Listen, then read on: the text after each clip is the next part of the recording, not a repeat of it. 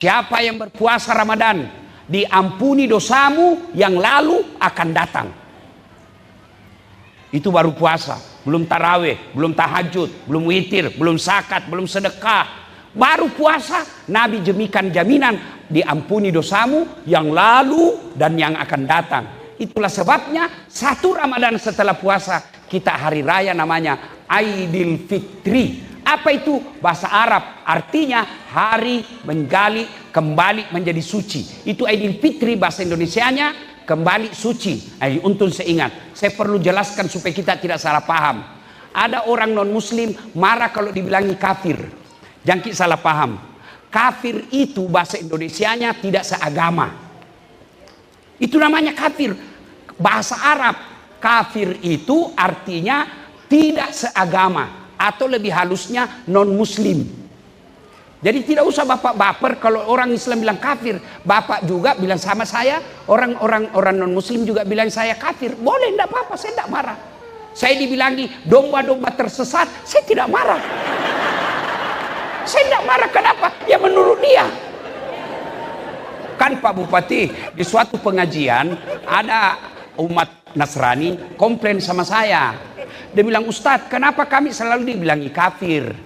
Saya jelaskanlah, kafir itu bukan kasar. Kafir itu bahasa Arab artinya yang menyembunyikan.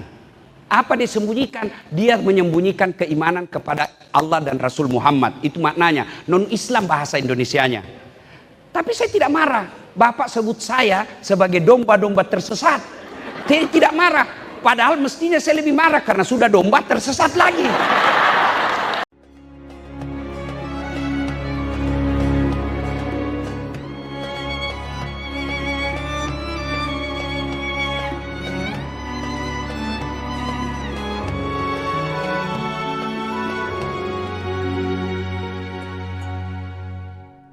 Saudaraku yang penjudi berhenti deh.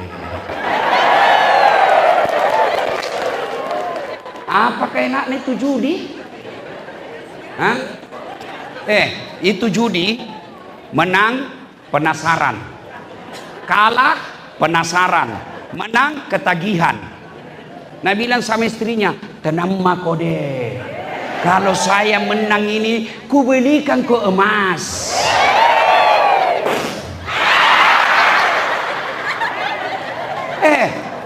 Itu beli kok judi kok 1 juta 2 juta. Kau bilang sama istrimu kalau menang, iya kalau menang.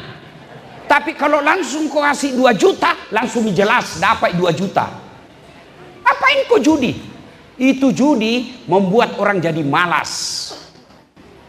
Tidak ada orang kaya gara-gara judi. Tunjukkan mak. Yang ada judi tidak bisa tenang hidupnya. Baru lewat polisi, nyung nyung nyung nyung. Iya. Tapi saya dengar di Toraja Utara tidak ada judi. Alhamdulillah. Bangga kami. Tidak ada. Siapa bilang di Toraja Utara banyak judi? Tidak ada. Itu dulu. Sekarang dibawa kepemimpinan Kapolres baru, jangan kau coba-coba. Karena ini judi, kalau polisinya tegas, lewat kok. Tapi kalau dia bilang gampang, Tapi saya dengar Pak Kapolres ini tegas soal judi. Pak, kalau Bapak tidak bisa kasih makmur masyarakat Tanah Toraja dengan kasih uang, kasih penegakan hukum yang tegas. Itu baru hebat.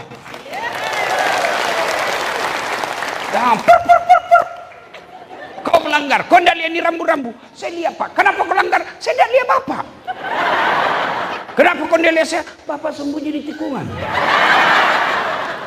Mana surat-suratmu? Saya tilang kamu. Kenapa Bapak tilang? Kau pembohong. Maksudnya apa? Itu motormu Honda, jaketmu Yamaha. Ini polisi film India, bukan polisi Indonesia. Saya selalu doakan bapak-bapak polisi sehat walafiat. Jangan kau musuhi polisi. Kau kira enak kalau tidak ada polisi di Indonesia? Merajalela judi pasti akan merajalela pencurian. Merajalela pencurian pasti tidak aman. Kalau sudah tidak aman, bagaimana kau mau ke masjid? Maka polisi menjaga keamanan. Itulah sumbangsinya polisi. Maka doakan polisi supaya mereka kuat imannya, kuat fisiknya, jaga masyarakat. Insya Allah kita tidak akan mati dalam keadaan berjudi. Insya Allah kita tidak akan mati dalam keadaan mabuk. Ballo. Mabuk setengah, pergi naik motor nih. Bayangkan kalau orang mabuk setengah naik motor, tiang listrik nak kira aspal. Pak, mati kafir kau bos.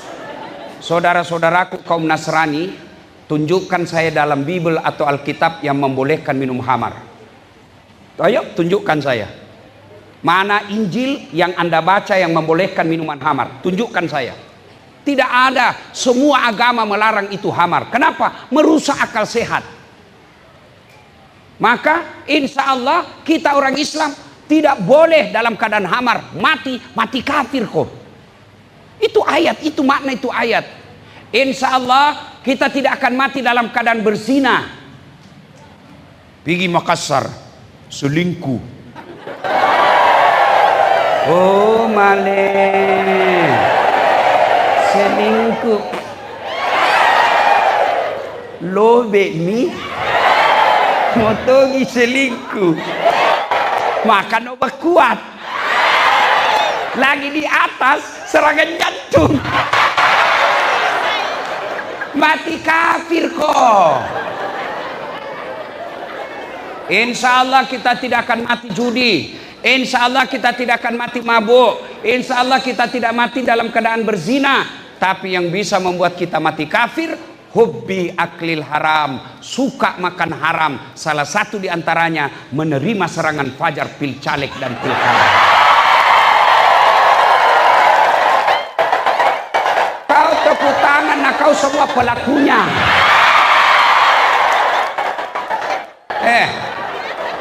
Kau larang bupati korupsi, kau larang pejabat korupsi, tapi kau minta uangnya. Dari mana mau dapat uang? Tapi kau minta. Kalau selesai ke pilkada tim sukses, Pak. Itu semua rusak. Ini pilkada kali ini, pilcaleg kali ini, pilkada yang paling jorok dan paling banyak sogok menyogok. Bagaimana orang mau jadi anggota DPR yang baik? Kau minta wane piro? Bos, dengar ko ini. Kalau orang korupsi 70 juta, 70 miliar, 100 miliar masuk neraka, seimbang je bos. Di dunia nikmati 100 miliar.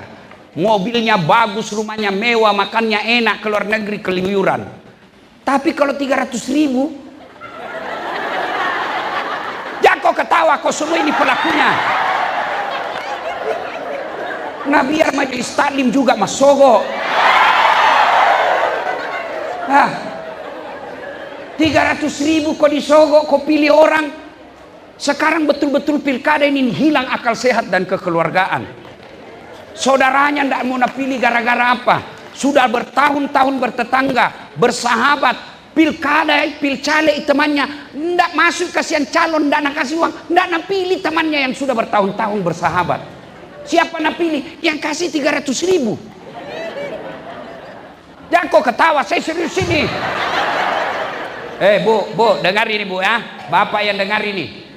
Kalau kau terima itu uang serangan fajar, pilkada, pilcaleg, itu artinya kau tutup masa depan anakmu yang jujur, yang cerdas, yang pintar, jadi anggota DPR, jadi bupati. Kenapa? Karena hanya orang kaya yang bisa jadi anggota DPR. Tapi coba kalau kau tidak ada mau menerima anggota DPR, maka siapapun bisa jadi anggota DPR. Kenapa? Tidak perlu bayar. Sekarang bayar puluhan miliar, jadi bupati sampai 100 miliar. Bupati 100 miliar, 200 miliar, berujung diperiksa dan dipenjara KPK. 100 miliar uangmu masuk neraka, itu biasanya beleng-beleng. Coba saya Pak Bupati punya uang 100 miliar, saya pakai kawin lagi.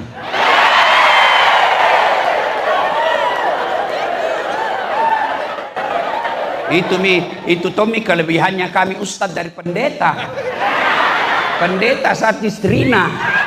Ustaz Sampah.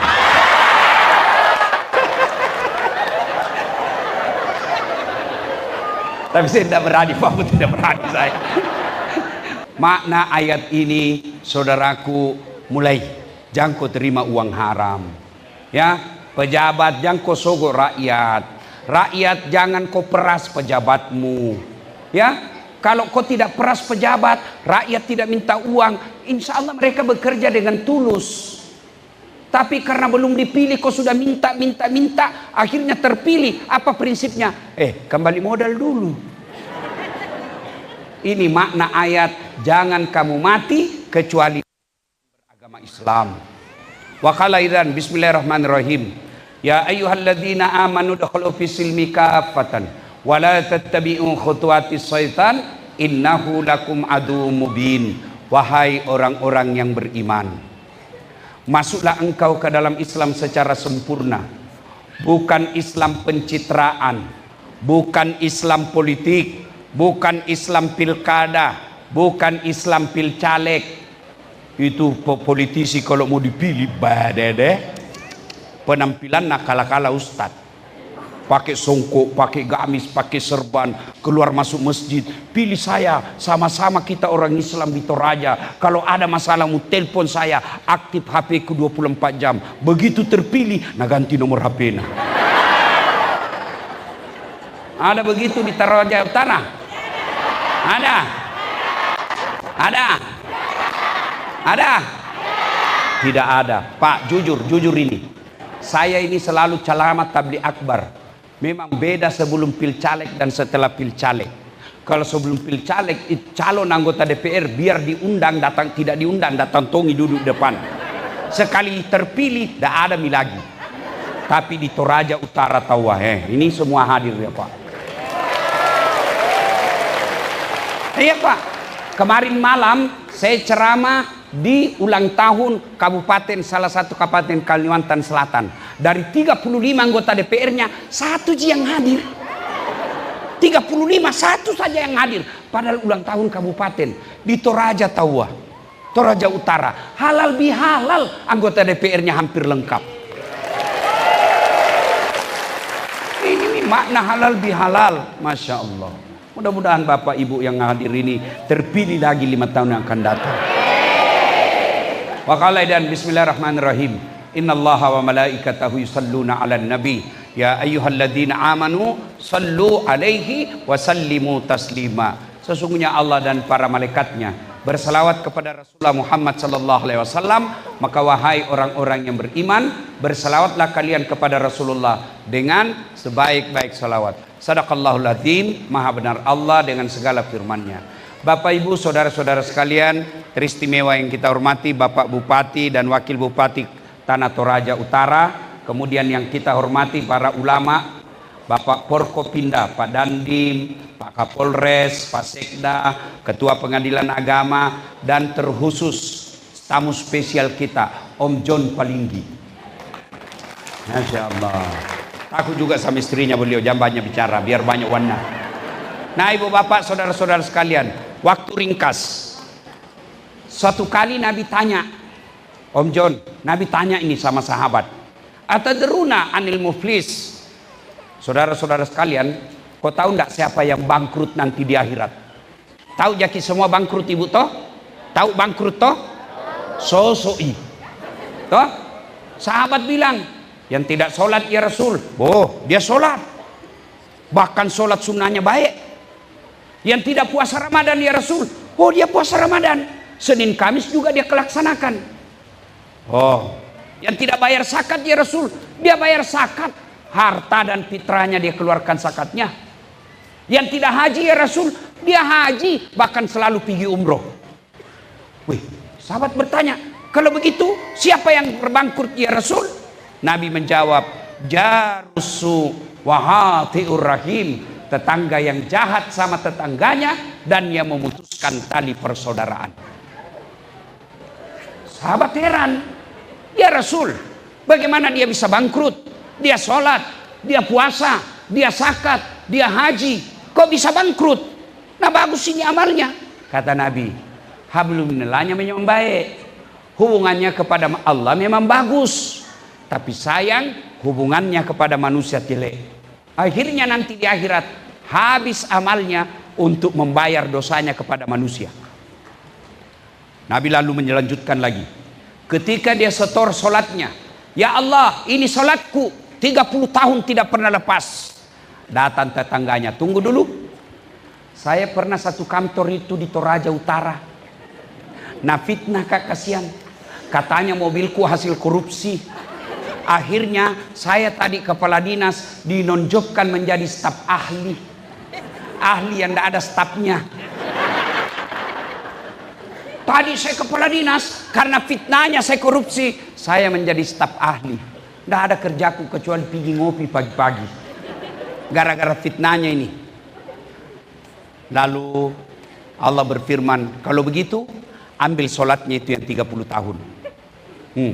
Sudah berapa habis amalnya bu? Solatnya sudah habis tuh 30 tahun. Datang lagi tetangganya, tunggu dulu.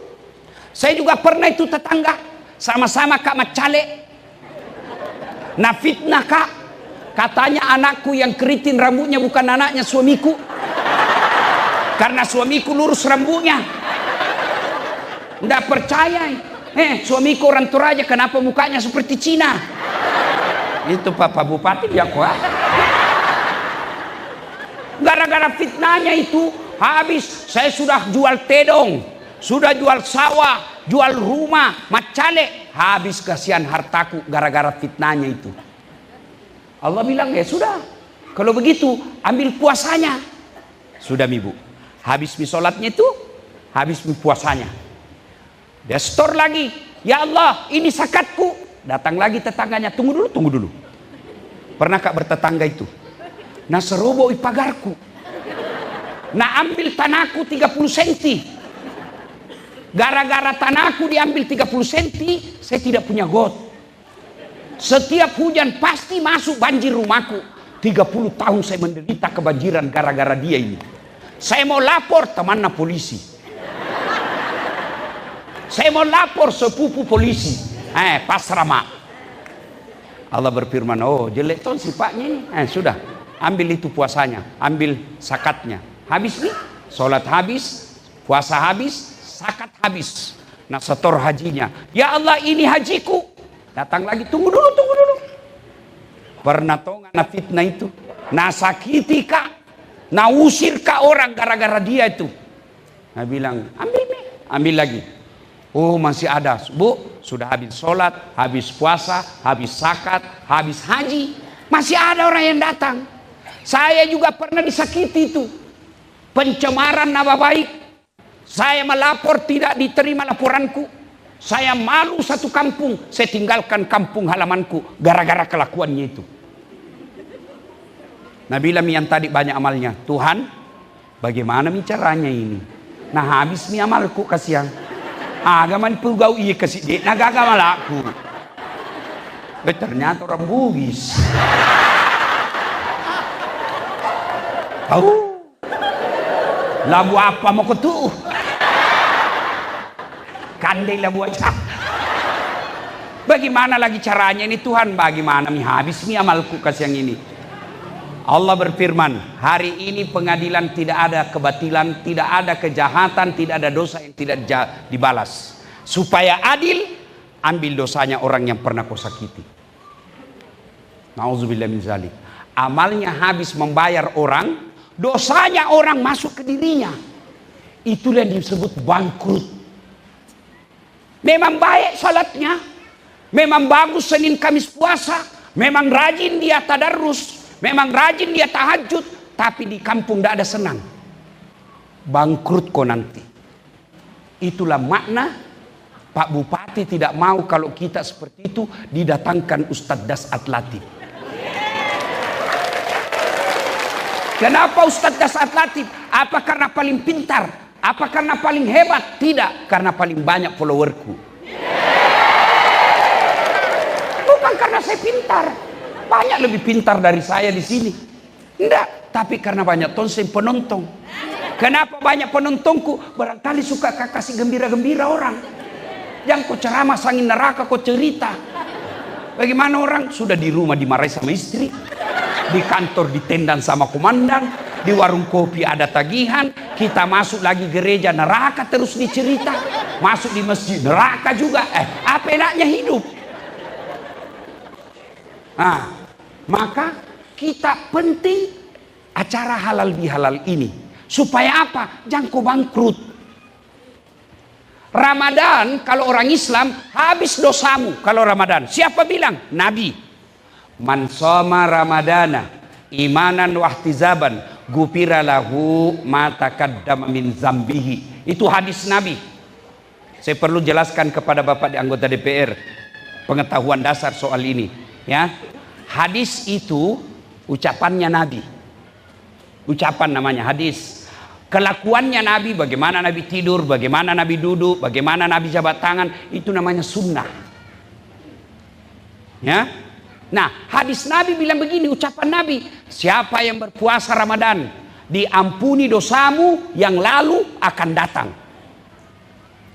Itu baru puasa, belum taraweh, belum tahajud, belum witir, belum zakat, belum sedekah. Baru puasa, Nabi jemikan jaminan diampuni dosamu yang lalu dan yang akan datang.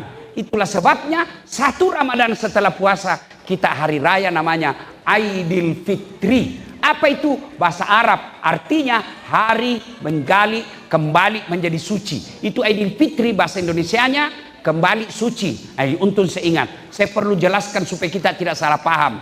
Ada orang non muslim marah kalau dibilangi kafir. Jangan kita salah paham.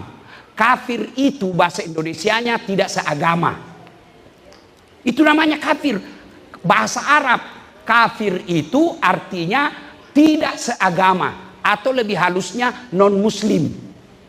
Jadi tidak usah Bapak baper kalau orang Islam bilang kafir. Bapak juga bilang sama saya, orang non muslim juga bilang saya kafir. Boleh, tidak apa-apa, saya tidak marah. Saya dibilangi domba-domba tersesat, saya tidak marah. Saya tidak marah, kenapa? Ya menurut dia. Kan Pak Bupati, di suatu pengajian ada umat Nasrani komplain sama saya. Dia bilang, Ustadz, kenapa kami selalu dibilangi kafir? Saya jelaskanlah, kafir itu bukan kasar. Kafir itu bahasa Arab artinya yang menyembunyikan. Apa dia sembunyikan? Dia menyembunyikan keimanan kepada Allah dan Rasul Muhammad. Itu maknanya. Non-Islam bahasa Indonesianya. Tapi saya tidak marah. Bapak sebut saya sebagai domba-domba tersesat. Saya tidak marah. Padahal mestinya saya lebih marah karena sudah domba tersesat lagi. Tapi saya tidak marah, Pak. Tidak marah saya. Iya. Biasalah yang begitu. Jangan baper. Ya. Nah, sudah. Nah, makna terpenting dari halal bihalal ini uhuwah, persaudaraan. Dan malam ini saya bangga sekali. Saya hormat kepada saudara-saudaraku orang Toraja yang merindukan kedatangan saya meskipun kita berbeda iman. Iya, Masya Allah, anggota DPR-nya hadir, ketuanya. Tidak pernah ada begini. Tabligh Akbar ketua DPR non-muslim hadir. Jarang. Hanya ada di Toraja Utara. Ini yang mesti kita pelihara. Nah sekarang, ya, makna terpenting halal bihalal, Pak Bupati, Om John, halal bihalal itu bahasa Arab. Halal bihalal. Hebatnya, halal bihalal bahasa Arab tidak ada di Arab. Ibu Ketua, ya, itu halal bihalal bahasa Arab, tapi tidak ada di Arab. Ini hebatnya Indonesia, Pak. Bukan cuma jago korupsi, jago juga bikin acara. Halal bihalal bahasa Arab yang artinya menghalalkan yang tadinya tidak halal. Bahasa Parisnya si halalakeki. Paris itu Budewan, Pare-Pare dan sekitarnya. Si halalakeng, saling menghalalkan. Tidak ada gunanya halal bihalal di sini kalau kita keluar masih ada dendam di antara kita. Tidak ada gunanya kita halal bihalal, habis anggaran, habis waktu, kita datang di sini masih sakit hati. Tidak ada gunanya. Halal bihalal, sudah ini kita saling bersilaturahmi, menghalalkan yang tadinya sakit hati. Nah, berkaitan halal bihalal, intinya persaudaraan. Magar nasi salah-salah tahu Mapanya si kande-kande tahu. Hah? Kenapa orang bertengkar? Satu, perebutan kekuasaan. Pilpres. Orang mau jadi presiden, dia bersepupu baku musuh. Beling-beling. Pilpres sudah selesai, sampai sekarang masih ada baku musuh. Masih ingat waktu Pilpres 2019? Hah? Pilpres 2019, siapa yang bertanding? 2019, Bapak Joko Widodo melawan Bapak Prabowo. Iya toh? Iya. Siapa yang menang? Bapak Joko Widodo. Siapa menterinya? Prabowo. 2024, siapa yang bertanding? Bapak Prabowo lawan Anies Baswedan. Siapa wakilnya Anies Baswedan? Siapa wakilnya? Muhaimin Iskandar. Siapa yang menang? Bapak Prabowo. Siapa menterinya? Muhaimin. Kalian bertengkar sampai sekarang, apa kau dapat? Kalau tim sukses baku cambo, wajar mau jadi menteri. Kamu bertetangga, sama-sama kok di pasar kerja, bertetangga kok, bertahun-tahun bersahabat di grup WhatsApp, beda pilihan, kamu baku musuh, itu aslinya dongo. Ya, sudah pilpres, pilcaleg, sudah pilcaleg, pilkada, selesai ini pilkada, ndak ada lagi 01, 02. Ya Pak yang sekarang, Pak Victor. Jangan kau lagi bilang, sudah nih selesai. Kau kalah, kau tanding kau lagi 5 tahun yang akan datang. Ngapain? Kalian yang kalah, tim sukses yang kalah, jangan kau terus menyerang. Lebih kau datang, Pak, saya akui Bapak menang, tapi kalau ada penunjukan langsung kesian ya. Iya begitu. Perebutan kekuasaan. Apalagi yang biasa bertengkar orang antara bupati dan wakil bupati. Ini berdua baik, tapi tim sukses yang datang mau panas-panasi, datang ke Pak Wakil Bupati, Pak, masa itu tim suksesnya bupati dapat semua proyek, kita tidak dapat pakai ini Pak, padahal sama-sama kita bekerja. Ini tim sukses begini ini Pak, jangan kasih masuk kantor, merusak. Akhirnya kasihan bupati dan wakil bupati yang tadinya akur mulai busuhan. Siapa yang rugi? Masyarakat. Namanya wakil, ya wakil. Mau cepat jadi bupati, selesai itu baru kau tanding. Ya, Bapak tadi bilang gaspol. Kasihan itu, kasihan. Ada bupati, wakil bupati, baru 6 bulan dilantik baku musuh nih. Kecewa pendukung. Siapa yang rugi? Siapa yang kasihan? ASN. Dia tidak mau tahu mau loyal kemana. Masuk ke ruangan bupati, mari wakil. Masuk ke wakil, mari bupati. Masuk ke sekda, marah juga. Bingung. Maka sebaiknya boleh berbeda pilihan, jangan bertengkar. Kekuasaan penyebab orang putus persaudaraan. Kekuasaan ini ada batasnya. Paling lama 5 tahun. Yang kedua, penyebab putusnya persaudaraan setelah perebutan kekuasaan, apa lagi? Sombong. Kesombongan. Apa itu sombong? Pak John Palinggi, Pak Bupati, pakai baju mahal, sombong? Belum tentu, memang pengusaha. Beliau pakai krokodil, cap buaya. Kalau saya tidak salah mereknya onjongnya cap buaya kan, krokodil namanya. Itu katanya ibu, kalau asli kepalanya menghadap ke dalam, kalau palsu menghadap keluar. Itu buaya darat katanya. Lihat, Pak Bupati, Pak Wakil, Pak Kapolres, Pak Om John, anggota DPR, pakai baju mahal, ya wajar, ada uangnya. Sombong? Belum tentu. Ibu-ibu yang ada emas, pakai itu emas, namanya perhiasan. Kalau perlu lipat di sini. Namanya perhiasan, harus dilihat. Bukan perhiasan kalau di kantong. Sombong belum tentu. Kapan dia sombong? Meremehkan orang yang tidak punya. Itu sepatu mahal. Sombong belum tentu rezekinya orang. Jangan kau cemburu. Nanti dia sombong kalau dia bilang, Dasad, ini sepatuku Louis Vuitton. Ini harganya Ustaz 30 juta. Kamu sombong itu meremehkan orang. Kalau pakai mahal, pakai Pak, itu rezeki Bapak, tidak semua orang punya. Pakai. Yang Allah tidak senang kalau Bapak meremehkan orang susah. Itu baru sombong.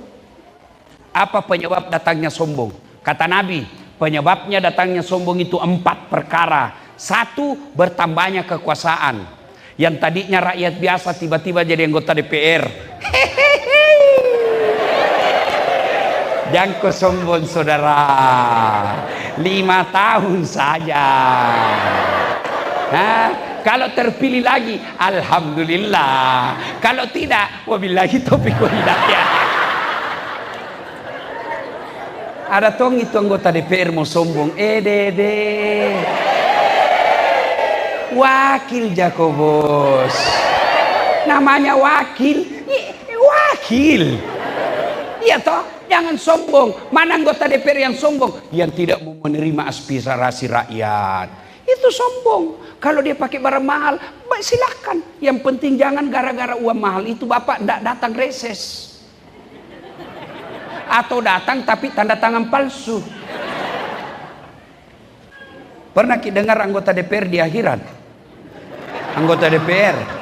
Jadi Bu, anggota DPR di akhirat. Masuklah penghafal Quran surga. Dia lihat, kenapa banyak di surga ini anggota dewan? Di negaraku banyak di OTT. Ditangkap korupsi. Dia pergi keberatan sama malaikat. Malaikat, kenapa banyak anggota dewan? Nah di negaraku banyak ditangkap. Nah bilang malaikat, jangan ku ribut, dia cuma reses. Sebentar lagi balik ke neraka. Tapi bukan yang malam ini hadir di tengah-tengah kita. Pak, di tengah-tengah kita ini hadir wakil rakyat yang mulia. Mau datang berbaur dengan kita, padahal tidak ada SPJ-nya. Itu karena kecintaan kepada masyarakat. Ya, jangan sombong gara-gara kekuasaan. Ini Kapolres, Dandim, wakil bupati. Jangan sombong Pak. Kapolres tergantung Pak. Kalau Kapolda sama Kapolri senang ya, kau tetap di situ. Kalau tidak, minggir lagi bos. Apa? Tidak ada Pak. Ini Ustadz. Satu, kekuasaan orang bisa sombong. Yang kedua, bertambahnya ilmu. Yang kau sombong. Itu Pak Bupati tadi sebut namaku, banyaknya gelarnya. Dr. Dasat Latif, SOS, SAG,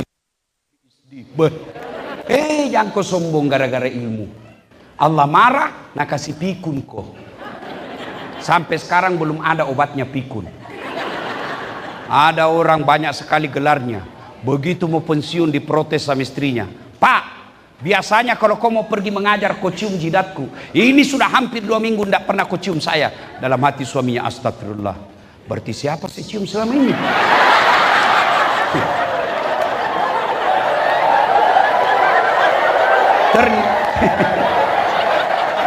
Ternyata pembantunya dia. Apa kau mau sombong? Ada ustadz sombong, ada ustadz sombong, banyak. Mana yang tidak mau menerima perbedaan pendapat? Ada itu ustadz seolah-olah dia panitia hari kiamat. Masuk neraka. Kau punya neraka? Ceramahnya mulai salam pertama sampai terakhir neraka terus dicerita. Kau dibanting, dilipat, ditusuk pantatmu. Ada juga begitu. Ini bid'ah. Masukku saya toh, kalau berbeda pendapat kau, silakan lakukan apa yang kamu percaya. Jangan kau hina orang yang tidak sepercaya dengan kamu. Jangan kau hina Tuhan-Tuhan orang. Jangan kau hina cara beribadahnya orang. Masing-masing punya. Kalau kau hina Tuhannya orang, kau hina cara beribadahnya orang, dia akan membalas. Akhirnya kita saling baku hina. Apa yang mau dicapai? Dalam dakwah Islam saja itu, sholat aja sudah kita ditunjukkan banyak berbeda. Maka kalau ada ustadz tidak mau menerima perbedaan, pasti itu ustadz jarang baca buku. Coba makin. Saya kasih lihat kau contoh, Pak Bupati. Itu orang kalau sholat selesai takbir, macam-macam meletakkan tangannya. Allahu Akbar. Begini pertama. Itu ada dalilnya? Ada. Allahu Akbar. Ada begini. Antara dada dengan pusat. Yang ketiga, Allahu Akbar. Di atas pusat. Allahu Akbar. Di bawah pusat. Ke porno lagi nih bu ini. Bukan di bawah sekali. Yang kelima, Allahu Akbar. Lurus. Itu ada semua dalilnya. Mau kau begini silahkan. Allah tidak lihat kau mau bagaimana. Mau begini silahkan, sah. Mau begini silahkan. Mau begini silahkan. Mau begini juga silahkan, sah. Yang mana tidak sah Ustaz? Kalau kau pakai semua. Allahu Akbar.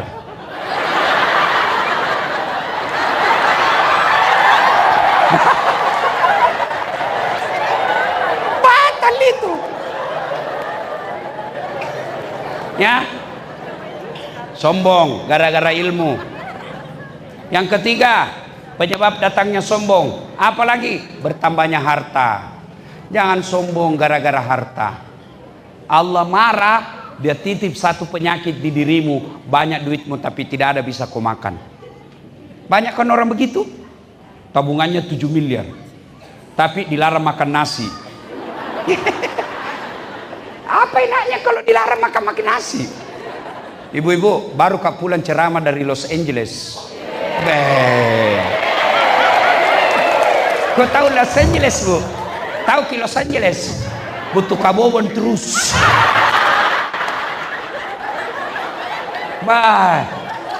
Di Los Angeles dikasih roti terus makan. Saya bilang sama panitianya, bos, carikan saya nasi. Ini perut bugis. Baru 1 minggu saya tidak makan nasi, stres. Ada orang dilarang makan nasi, dilarang makan daging, dilarang makan pedis, dilarang makan garam, dilarang makan gula, dilarang makan daging. Apa yang bisa namakan? Ubi rebus. Itu kalau Allah marah. Hah? Duitnya banyak, tapi Nabi bilang dokter, Pak, selama Bapak aktif ini di kantor tidak pernah kena matahari, tidak pernah kena sinar. Bapak selalu kena AC. Mulai besok Pak kalau bisa jam 7 sampai setengah 8 atau setengah 9 Bapak jemur diri jalan-jalan Pak ya. Jangan pakai baju supaya kena matahari kulitnya Pak. Pakai celana pendek juga Pak ya, supaya kena semuanya. Jangan pakai peci. Terakhir jangan pakai sendal. Jam 7 keluarlah di kompleks jalan-jalan tidak pakai sendal, tidak pakai baju. Apa bedanya sama gembel?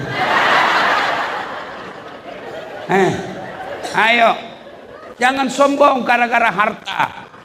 Yang keempat, bertambahnya popularitas. Seperti Das Atlatif. Mau kau sombong Ustaz? Saya bisa jadi penceramah karena ada penonton. Mana bisa saya ceramah kalau tidak ada penonton? 2 jam saya di sini berapi-api ceramah, tapi tidak ada yang lihat. Lewat Pak John Palinggi, sudah lama sakit itu Pak Ustaz. Iya toh? Apa yang kita mau sombongkan? Jangan sombong. Satu saja yang boleh sombong, Allah Subhanahu wa ta'ala. Maka dalam Asmaul Husna, nama-nama Allah dari 99 nama Allah, salah satu nama Allah namanya Al-Mutakabbir, yang maha sombong. Kenapa? Karena hanya Allah yang tak terbatas. Apa yang kita mau sombongkan kita? Ada teman setan, kata Allah dalam hadits qudsi, dari 10 teman setan, 1 diantaranya adalah ganiyun mutakabbir, orang kaya yang sombong. Kaya jabatan sombong, temannya setan. Kaya harta sombong, temannya setan. Kaya kecantikan sombong, temannya setan. Kaya kekuasaan sombong, temannya setan. Tapi kalau orang kaya, orang cantik, orang terkenal, pejabat sombong, orang masih maklum. Kenapa? Kaya, pejabat, populer, cakep, banyak kenal, masih wajar. Tapi kalau kau sudah jelek, tidak terkenal, pengangguran, tidak jelas kerjamu, bau ketekmu, mau kau sombong lagi. Kau bukan temannya setan, kau sudah jadi setan, cilaka. Maka keluar dari lapangan ini, keluar dari gedung ini, jangan lagi ada rasa sombong di antara kita. Kalau sombong kita remehkan orang, barangkali dia tidak lawan, lambat laun dia akan jaga jarak sehingga tidak pernah ketemu, maka pada saat tidak mau ketemu lagi, putus persaudaraan. Nah, yang berikutnya yang menyebabkan orang baku salah-salah, bercerai-berai, sakwa sangka, sangka buruk. Kenapa itu? Dulu waktu macale, nasapannya mamo, selalu ki nasapa. Sekarang ketemu ki, ndak nasapa maki. Jangan salah, barusan dioperasi matanya. Sangka baik. Orang di jalan tiba-tiba buru-buru, wih, nah air di jano, nah kena baju tak. Sangka baik. Oh, buru-buru kasihan ditelepon istrinya suruh cepat pulang. Karena itu mama-mama itu ras terkuat di bumi. Paling menjengkelkan itu kalau nak suruh cepat pulang suaminya, baru ketawa. Pulang kau cepat. Tunggu dulu, pulang kau. Tunggu dulu, pulang kau. Sudah nak tutup telepon baru begini. Kurang ajar. Ibu-ibu pasti pernah begitu toh. Kok kira nak jadi laki-laki? Lain kali dibahas ini. Nah ya, Bapak saudara-saudara sekalian, ketemu bupati tidak nasapa ki, mungkin terlalu stres. Kenapa? Anggaran dipotong efisiensi. Jangankan dalam dalam satu kabupaten, kantor, satu rumah saja kalau sakwa sangka dalam rumah tidak bahagia orang. Istri buruk sangka terus sama suaminya. Tidak mungkin kau bisa bahagia. Baru pulang suaminya, nacu. Kenapa ada bau cewek ini? Penjual parfum. Sangka buruk terus. Kalau kau sangka buruk, pasti tidak bisa kau bahagia. Coba kalau kau sangka baik. Telepon suamimu pagi-pagi tidak diangkat. Oh, lagi sholat duha. Telepon siang tidak ada jawab. Oh, lagi sholat duhur di masjid. Telepon jam 2 tidak ada jawab. Berarti nak lupa HP-nya ini. Telepon lagi jam 3. Nak lupa betul HP-nya. Masuk WhatsApp temanmu. Kuliah suamimu bonceng cewek cantik sekali. Oh, berarti mak goje ini suamiku. Itu tenang perasaan. Jangan sangka buruk. Bu, ini ada cerita, wallahu alam benar atau tidak. Cerita gini. Ada orang suami istri 5 tahun nih kasihan bersuami tidak punya anak. Di tahun ke-6 dia pergi ke ahli kandungan, periksa. Nah bilang dokter, oh alhamdulillah ibu sudah terlambat 2 bulan. Baik, senang suami istrinya. Nah telepon suaminya, Pak, alhamdulillah saya sudah terlambat 2 bulan. Kata suaminya, alhamdulillah. Tapi tolong jangan cerita bu ya, malu kita kalau ndak jadi lagi. Iya pak, rahasia bersama. Iya jangan cerita-cerita ya. Iya rahasia bersama. Beberapa hari kemudian datang petugas PLN di rumahnya nih bu. Assalamualaikum. Kata ibu, waalaikumsalam. Siapa ya? PLN. Kenapa pak? Ibu terlambat 2 bulan. Oh langsung sakwa sangka curiga sama suaminya. Kenapa bisa dia tahu ini? Pasti ini lagi si Genduk. Langsung tidak ada sebut namanya. Genduk langsung sebut. Pasti inilah Genduk lagi cerita. Datang suaminya capek cari nafkah. Baru buka. Kata suaminya, assalamualaikum sayang. Apa sayang-sayang? Memang kau pembohong. Apalah? Kenapa itu PLN tahu saya terlambat 2 bulan? Pasti kau kasih bocor. Bukan saya, demi Allah. Bukan kau kan pembohong. Suaminya jengkel juga. Dia datang ke PLN. Ada apa kau tahu istriku terlambat 2 bulan? Dia bilang ini pak, ada catatannya. Ada apa kau catat-catat? Hapus itu. Dia bilang boleh dihapus tapi bapak bayar dulu. Kalau saya tidak mau bayar, ya terpaksa punyanya bapak diputus. Kalau punya aku diputus, apa nak pakai istriku di rumah? Nah bilang ya terpaksa pakai lilin.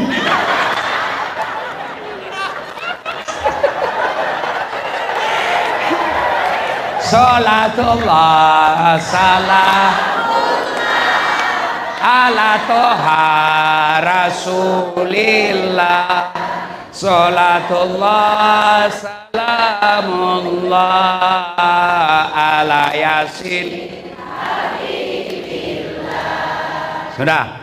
Penyebab putus persaudaraan: 1, perebutan kekuasaan, 2, sombong, 3, sakwa sangka, 4, serakah. Serakah itu, serakah lebih bahaya dari pelit. Kalau pelit tidak mau diambil uangnya, tapi serakah sudah tidak mau diambil, dia ambil barangnya orang. Itu serakah itu. Dan biasanya itu banyak di kantor dinas.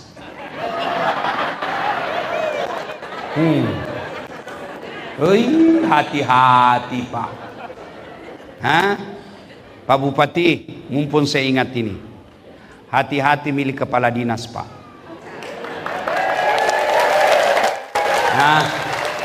Jangan angkat kepala dinas penjilat. Itu penjilat Pak yang rusak kantor. Ya, itu waktu Nabi Isra Mi'raj ada beberapa sifat-sifat buruk, kan banyak sekali tuh, ribuan sifat buruk. Kenapa hanya belasan yang Allah perlihatkan? Karena sifat buruk belasan itu yang bahaya. Satu di antaranya penjilat. Kenapa ini penjilat bahaya? Bisa merusak kantor. Bodoh jadi kepala dinas hanya karena penjilat. Ya Pak, siapa? Ya, betul itu Pak.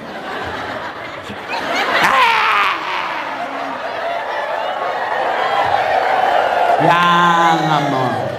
Bapak juga ASN, jangan terlalu hancurkan harga dirimu untuk jabatan. Kamu doktor, kamu sekolah, menjadi sekolah tentang pemerintahan, di depan anak dan istrimu seolah kau tidak punya lagi harga diri. Pak, ada anakmu, kasihan, bagaimana perasaannya itu anakmu lihat bapaknya seperti tidak punya harga diri. Kamu tampil berdiri tegak di depan anakmu supaya anakmu bangga punya bapak. Ini menjilat. Orang Bugis, ini mani puang, puang. Sudah, jangan pilih mereka Pak. Bapak kalau mau sukses memimpin, pilih pegawai yang betul-betul kompeten. Ya. Kalian juga kalau tidak sudah diuji kau tidak lulus, jangan kau sangka buruk, berarti bukan di situ tempatmu yang baik. Saya sering alami bersangka buruk kepada Tuhan tidak ada baiknya. Sangka buruk kepada hidup ini pasti membuat hidupmu gelisah. Oh begini, saya pernah ikutkan daftar tentara. Waktu saya tamat SMA, mau tahu nggak jadi akabri? Nggak lulus gara-gara ceper. Temanku lulus, sekarang dia tugas di Polda Sulbar. Pangkatnya saya lihat baru 1 kompol, satu bunga. Saya tidak lulus jadi tentara, saya lulus jadi ustadz, jadi pakai baret merah. Temanku pakai baret merah reserse, saya pakai baret putih. Tapi alhamdulillah dengan baret putih yang saya pakai, mulai baret hitam sampai baret merah, ku caramai kau semua. Ku caramai dua-duanya. Sangka baik. Saudaraku, kalau kau sudah dites tidak lulus, jangan kau sangka buruk, berarti bukan di situ tempatmu yang bagus. Saya gagal lagi, masuk lagi fakultas kedokteran. Tes tidak lulus lagi. Temanku lulus. Ya Allah, kenapa kau tidak luluskan saya jadi dokter? Kau tidak rugi jadi Tuhan kalau saya jadi dokter? Saya tahu jawabannya. Apa jawabannya? Saya pergi kuliah karena saya lulus di Sospol. Tabrakan jalan perintis kemerdekaan. Berceceran darah. Saya turun tolong dia. Dia yang tabrakan, saya yang pingsan. Ternyata saya tidak bisa lihat darah. Seolah-olah Allah bilang, Das'at, bagaimana kau jadi dokter? Kau tidak bisa lihat darah. Lebih kau jadi ustadz. Kau ustadz mengobati jiwanya orang, bukan fisiknya. Jangan kau pernah sangka buruk. Ya, temanku yang jadi dokter mau pulang lebaran, telepon, pulang ke lebaran. Tidak, kenapa? Mahal tiket. Dalam hatiku, untung saya jadi ustadz, tidak pernah pikir tiket. Siapa yang belikan tiket? Pak Bupati. Bapak sangka baik, jangan cari pejabat Pak yang pandai menjilat. Pandai menjilat itu bisa membawa Bapak masuk neraka dan bisa masuk berakhir pada penjara. Tes dia, kalau mampu. Dan pejabat tidak usah pencitraan, pergi kayak pene ini disoting, nggak cocok begitu. Berapa yang bisa kau sawer, berapa yang bisa kau datangi. Pejabat itu dia sudah tahu penyakitnya masyarakat, dia panggil anggota DPR, dia panggil kepala dinas, ini ada masalah masyarakat, sudah selesai, ini perdanya, bikin, selesaikan, masyarakat semuanya menikmati satu kabupaten. Sudah ya. Nah sekarang banyak tapi waktu terbatas. Itu tadi penyebab putus kekuasaan. Yang kedua, apa tonsi hebatnya kalau banyak teman? Kalau banyak teman tak? Satu, insya Allah menang pilkada. Jelas itu. Yang kedua, orang banyak temannya, murah rezekinya. Apa maksudnya? Saya miamali. Saya ini bu, tidak banyak uangku, tapi temanku banyak warna. Ada Yusuf Kalla, ada Om John, orang banyak semua wanita ini, temanku semua ini. Saya di Makassar, tidak pernah laku uangku.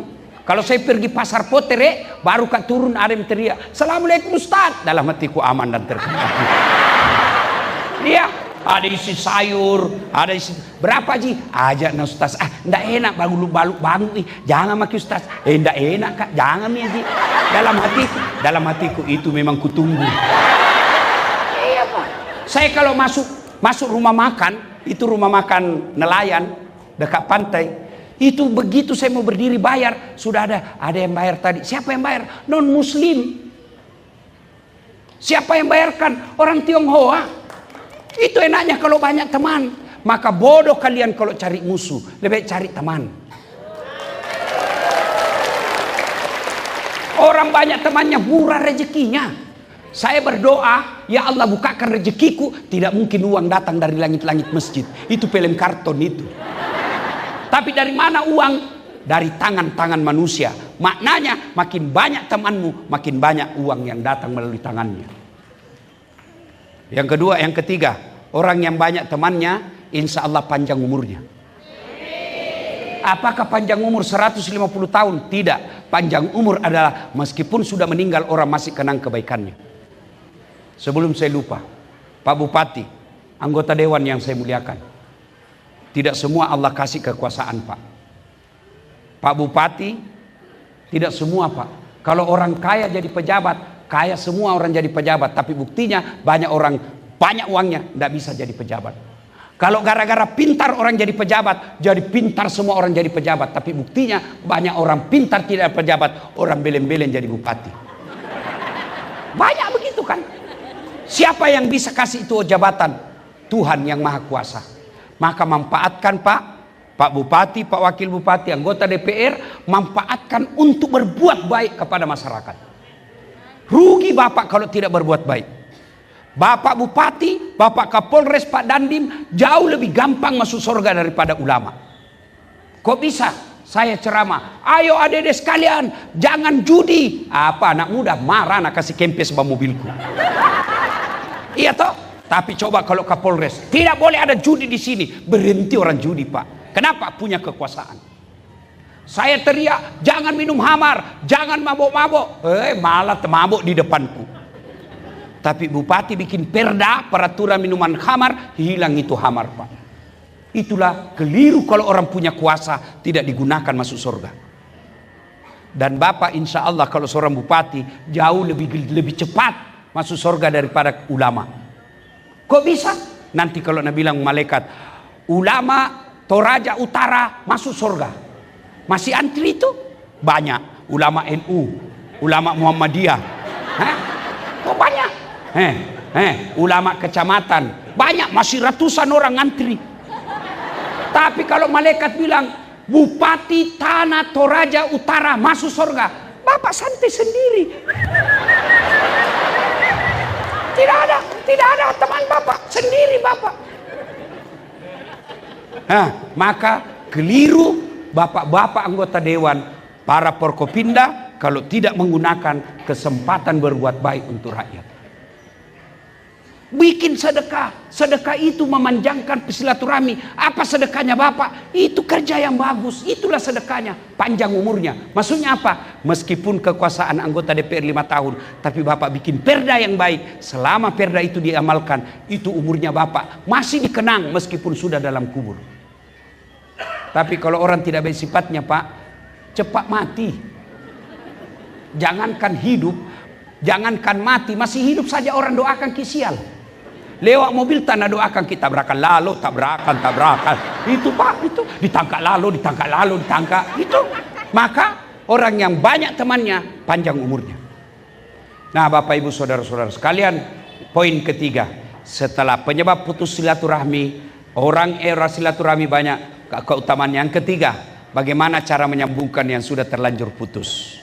Satu, halal bihalal. Begini caranya. Inilah halal bihalal. Caranya apa? Kalau muslim, jabat tangan. Pertama, jabat tangannya. Bagaimana kalau dia perempuan bukan mahram? Tidak boleh. Makanya saya Pak Bupati, kalau mahasiswaku yang cewek-cewek cantik, saya tidak mau jabat tangan. Kenapa? Dia masih muda. Barang bagus. Masa Ustadz nafsu? Iya, saya manusia biasa. Ayat tidak mengatakan la taqrabus zina illa ustadz, jangan dekati zina kecuali ustadz. Biar ustadz rusak juga. Makanya saya kalau masih ikut sih begini. Kenapa? Dia masih muda, saya juga. Dia cantik, saya tidak gagah. Lebih gagah Pak Bupati. Saya akui saya tidak gagah, tapi saya penuh pesona. Mana buktinya? Oh, semua kau foto sama saya toh.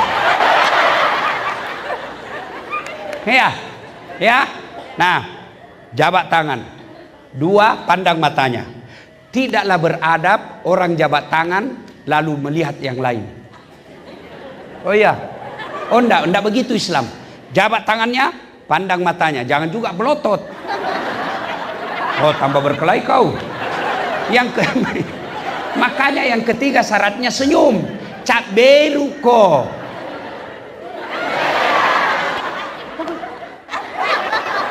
Apalagi menerima telepon, tidak boleh itu begitu, tidak adab namanya, bukan Islam itu begitu. Jabat tangan, pandang mata, senyum, 4 salawat. Allahumma salli ala sayyidina Muhammad wa ala sayyidina Muhammad. Yang kelima ini agak berat. Sebut judulnya dosa. Jadi bapak-bapak kalau minta maaf sama istri, sebut judulnya.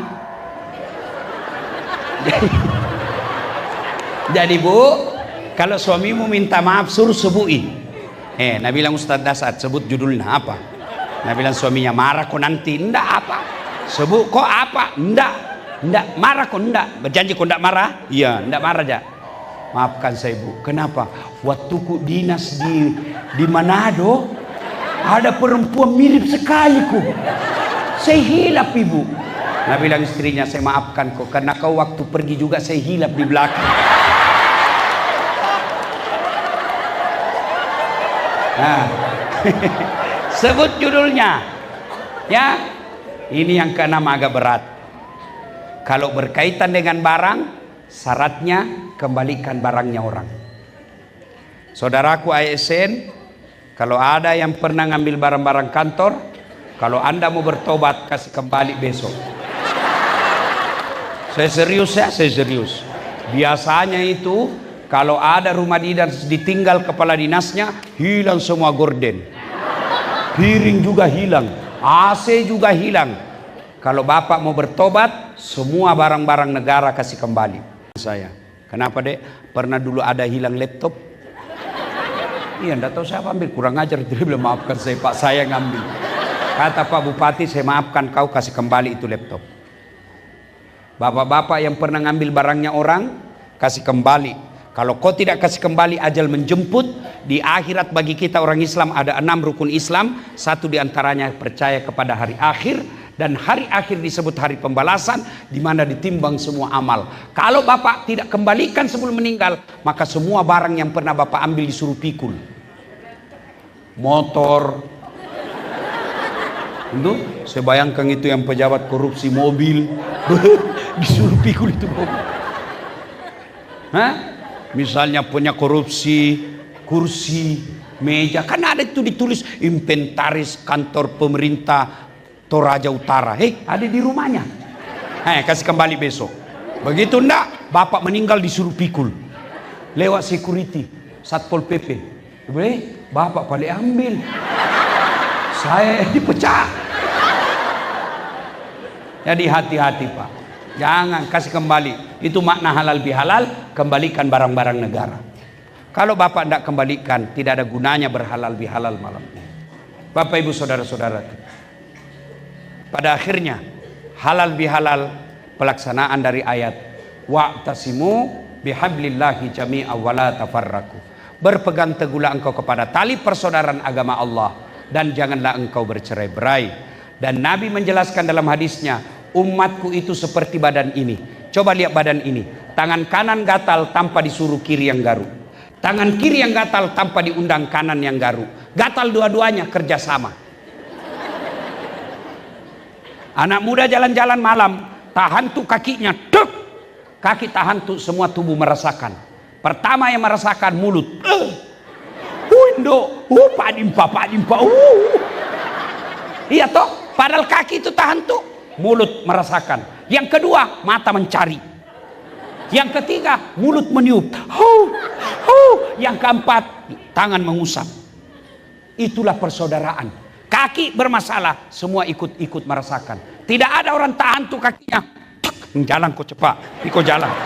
Iya, begitu mestinya kita di Toraja Utara. Satu sakit, yang lain ikut merasakan. Ada yang ganggu bupati kita masyarakat ikut bangga. Ada yang usik polisi kita masyarakat yang lindungi polisi. Kalau ada masyarakat yang disakiti, kita sebagai polisi tampil membela masyarakat. Itu disebut persaudaraan. Ada orang miskin, Pak John Palinggi bantu mereka. Ada janda-janda, selamatkan mereka. Ya kan? Selamatkan.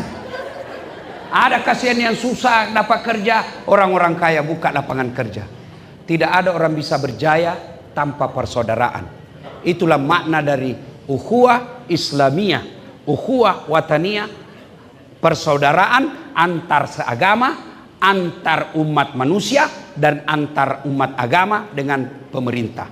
Kalau ini kita lakukan, maka insya Allah janji Allah, walau anna ahlal qura amanu wattaqau lafatahna alaihim barakatim minas sama'i wal ar. Apabila penduduk di tanah Toraja ini, Toraja Utara ini akur, damai, tentram, maka Allah akan turunkan keberkahan dari langit dan Allah munculkan keberkahan dari dalam tanah. Luar biasa Pak. Bapak Ibu orang Islam datang ke Saudi. Di Saudi itu gunungnya tidak ada kayunya, semua batu hitam, tidak ada. Kita alhamdulillah gunung tak selewat dari tadi, dari bandara masuk, masya Allah hijau. Sampai saya bilang sama Pak Bupati, luar biasa kampung kita ini. Saya yakin di sini pasti sehat-sehat jantungnya, sehat-sehat paru-parunya. Kenapa? Hijau. Dan matanya juga sehat. Karena hadis mengajarkan itu, kalau mau sehat matamu sering-sering yang melihat yang hijau. Salah paham lagi Pak Untor. Itu, masya Allah. Alam kita bagus. Cuma kadang-kala kalau alam bagus, masyarakat jadi pemalas. Saya tahu Pak, saya sejak kecil bersahabat dengan saudara saya orang Toraja. Orang Toraja itu pekerja keras. Kalau dia keluar, kalau dia merantau ke Kalimantan, ke Malaysia, itu di Sabah Pak, ada namanya tawau. Itu yang mengurusi perkebunan sayur-sayur, orang Toraja yang jago Pak. Orang bilang di sini kawasan orang Toraja berkuasa. Kalau dia merantau, sayangnya kalau di kampungnya dia kadang-kala malas. Karena malas dia jadi penjudi. Judi online. Judi online. Akhirnya yang menikmati apa? Orang sidrap. Pasobis. Ya. Maka adik-adik sekalian, tanamkan jiwa Toraja. Orang Toraja itu petarung. Dan kalau dia keluar dari kampungnya, dia pantang menjadi biang kerok. Dia pasti akur dan mau bekerja sama. Terbukti di sini, meskipun orang Islam sedikit, tapi tidak pernah kita dengar ada orang Islam teraniaya di Toraja Utara. Saya lewat tadi, Masjidnya besar. Saya lihat masjidnya, saya masuk ke dalam masjid, malah ada menaranya yang sangat tinggi. Yang saya tinggal di hotel, kedengaran suara azannya dan tidak dilarang untuk azan. Ini yang perlu kita pelihara terus, dan tidak mungkin maju ini kampung kalau kita selalu berbeda dan mengangkat-angkat perbedaan dan menjadikan perbedaan itu musuh. Jadikan perbedaan itu sebagai kekuatan seperti badan ini. Kenapa bisa kita enak di sini? Karena kita berbeda-beda. Kenapa kita bisa hadir di sini? Karena jenis kelamin saja kita beda. Mana bisa? Coba, kenapa kita makan enak? Karena gigi kita beda-beda. Coba kalau semua gigi seri. Hah? Coba ya. Itu kenapa enak? Kenapa enak makan? Karena beda-beda gigi. Coba kalau semua gigi geraham. Bagaimana makan sayur? Itu enak ini. Bagaimana seandainya ini semua tangan jari kelingking? Maka orang yang tidak mau menerima perbedaan sesungguhnya tidak mau menerima takdir Allah. Sunnatullah kita berbeda. Maka yang baik bukan memperbesar perbedaan, tapi menggunakan perbedaan itu sebagai kekuatan untuk maju bersama. Makna dari halal bihalal. Terima kasih. Ini saja tausiah kita. Mudah-mudahan ada manfaat. Ingin rasanya berlama-lama, tapi waktu jualah yang membatasi kita. Terima kasih Pak Bupati. Dengan gigi dan kerja keras untuk mendatangkan saya. Berkali-kali beliau hubungi saya, tapi waktu yang tidak tepat. Akhirnya hari inilah yang tepat. Terima kasih atas kehadiran Bapak Ibu anggota Dewan yang terhormat, Forkopimda, tokoh-tokoh masyarakat, terutama Bapak-Bapak pendeta. Terima kasih atas kehadiran Bapak Ibu. Mudah-mudahan ada manfaat. Lebih dan kurangnya mohon dimaafkan. Usikum wa nafsi bitaqwallah, fastabikul khairat. Assalamualaikum warahmatullahi wabarakatuh.